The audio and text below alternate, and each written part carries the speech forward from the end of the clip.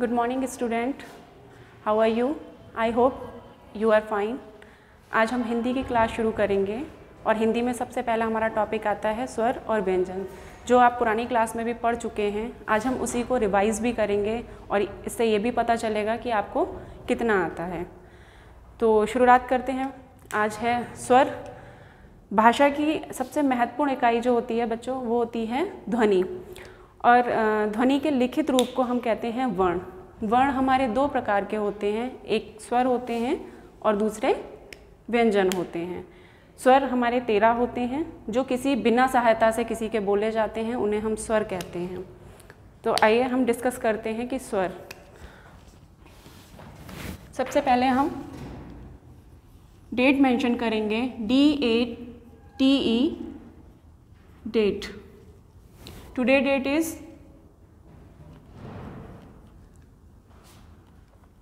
1st April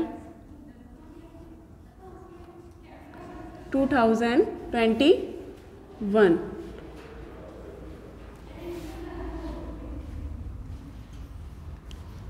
Today day is Thursday, THURSDAY।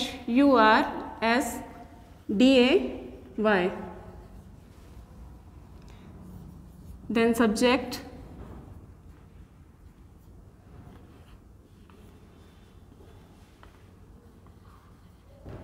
Hindi. और सबसे पहले जब हिंदी की कॉपी में हम लिखते हैं तो जो मार्जिन लाइन होती है उसमें हेडिंग हम क्या डालेंगे? स्वर। आज हम क्या पढ़ रहे हैं? स्वर पढ़ रहे हैं, तो स्वर ही डिस्कस करेंगे और हेडिंग में भी स्वर ही मेंशन करेंगे। ठीक है, उसके बाद हम शुरू करते हैं। सबसे पहले हमारा क्या आता है स्वर का? आ, जिसे हम छोटा आ भी कहते हैं। उसके बाद हमारा आता है बड़ा, और बड़े आ से क्या होता है? आम, है ना? आपने पुरानी क्लास में भी पढ़ा होगा, बड़े आ से आम। उसके बाद हमारा आता है ई से इमली। नेक्स्ट आता है हमारा बड़ी ई से ईख। और ये क्या है? उ से उल्लू। और उसके बाद बड़े ऊ से क्या होता है बच्चों? बड़े ऊ से क्या होता है? बताइए, कोई बताएगा? किसी को लास्ट क्लास का कुछ याद आ रहा है?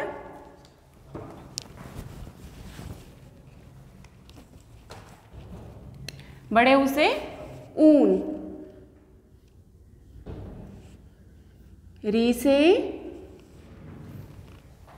से क्या होता है? री से होता है ऋषि। फिर आता है हमारा ए से एड़ी। बड़े से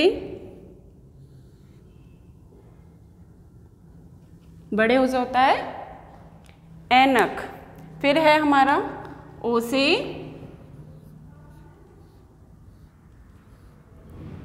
ओखली। औ